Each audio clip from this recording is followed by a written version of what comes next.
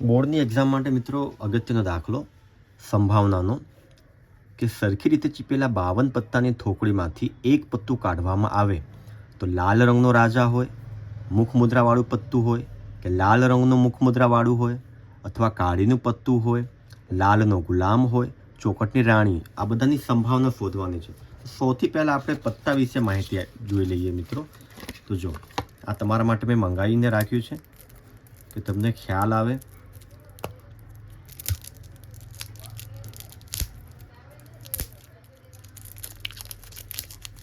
Total 52 પત્તા હોય છે મિત્રો. જો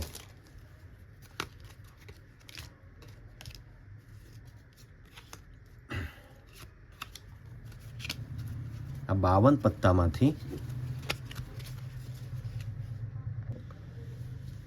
13 પત્તા અલગ અલગ કરી નાખ્યા છે, એટલે 4 થોકડી થઈ છે. જો 4, આ પણ 13, આ પણ 13, આ પણ 13, 13 ચોક 52.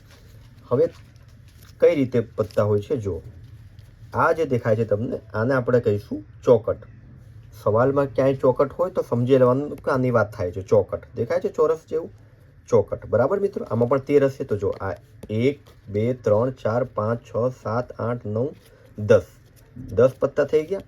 પછી આ એક ગુલામ, આ રાણી અને આ બાદશાહ. એ રીતે 10 ને 3 13 પત્તા થશે મિત્રો. બરાબર, હવે આ તો છે ચોકટ. પછી આ જે છે એ છે કાળી. બરાબર, આ કાળી, આમાં પણ 13 હશે. બરાબર, દરેકમાં સેમ 1 થી 10 સુધી. અને પછી છેલ્લે 3 જે છે ને એ ચહેરાવાળા હશે, એને મુખ મુદ્રાવાળું આપણે કહી શકાય. દેખાય છે ચિત્રવાળા.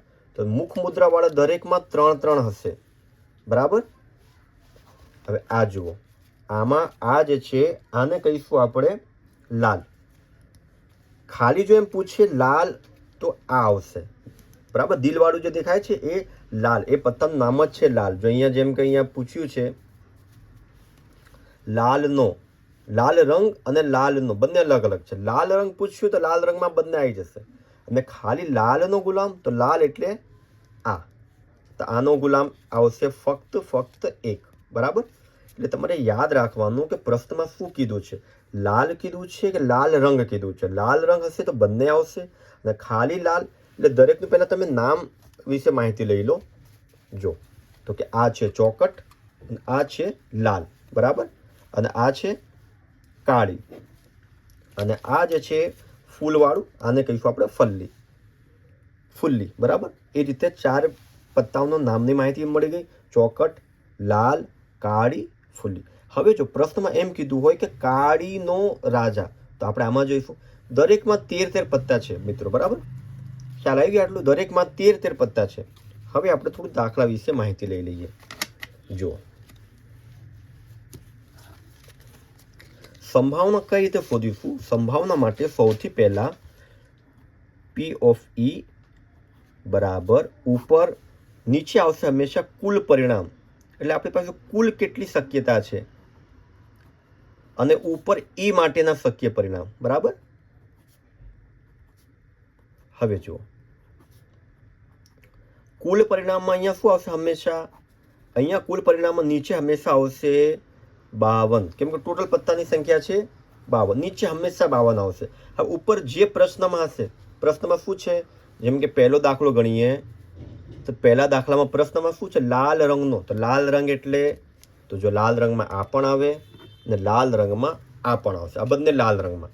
તો આમાં પણ 13 પત્તા, આમાં પણ 13 પત્તા. હવે લાલ રંગનો રાજા, તો લાલ રંગમાં રાજા એક આ પણ આવશે, અને એક લાલ રંગમાં રાજા આ પણ આવશે. આ બંને લાલ રંગના રાજા થશે. તો ઉપર આવશે 2. બરાબર, હવે ભાગાકાર કરશો તો 2 × 2 26 × 2 = 52. એટલે 1 ભાગ્યા 26 આ થઈ જશે જવાબ. બરાબર, હવે બીજો સવાલ જુઓ. બીજો શું છે? મુખ મુદ્રા વાળું. હવે જુઓ દરેકમાં મેં તમને નીચે તો શું આવશે? દરેકમાં નીચે આવશે 52. હવે ઉપર વિચારવાનું છે, ઉપર કેટલા આવશે? તો જો મુખ મુદ્રા વાળું તો ટોટલ 52 પત્તા. તો આ 13 માંથી મુખ મુદ્રા વાળું એટલે છેલ્લેના 3 તમે કાઢી લો. બરાબર, પછી બીજા 52 પત્તામાં છેલ્લેના 3 મુખ મુદ્રાવાળા એટલે ફોટાવાળા ચહેરાવાળા. એ જ રીતે આમાં પણ છેલ્લેના 3 મુખ મુદ્રાવાળા. પછી આ લાલમાં પણ છેલ્લેના 3 મુખ મુદ્રાવાળા. ટોટલ કેટલા થયા ગણો? 3 3 3 3 3 ચોક 12. એટલે દરેકમાં 3 3 થઈને 12 પત્તા જે તમારા થશે એ મુખ મુદ્રાવાળા થશે. બરાબર. તો ઉપર આવશે 12 અને નીચે આવશે 52. તો ઉપર આપણે લખીશું 12 અને નીચે 52. હવે ભાગાકાર કરો તો જો 12 એટલે 3 ગુણ્યા 4 અને 52 એટલે 13 ચોક 52. 4 4 કેન્સલ એટલે જવાબ આવશે 3/13. એ જ રીતે ત્રીજો લાલ રંગનું મુખ મુદ્રાવાળું. લાલ રંગમાં કેટલા આવશે? તો લાલ રંગમાં આ 2 છે. એક આ છે અને બીજું આ. દરેકમાં 3 3 હશે. આમાં 3 આમાં 3. તો લાલ રંગમાં કેટલા હશે? ઉપર 6 અને નીચે આવશે 52. ભાગાકાર કરશું એ જ પ્રમાણે 2 ગુણ્યા 3 અને નીચે 26 ગુણ્યા 2. તો 2 2 કેન્સલ.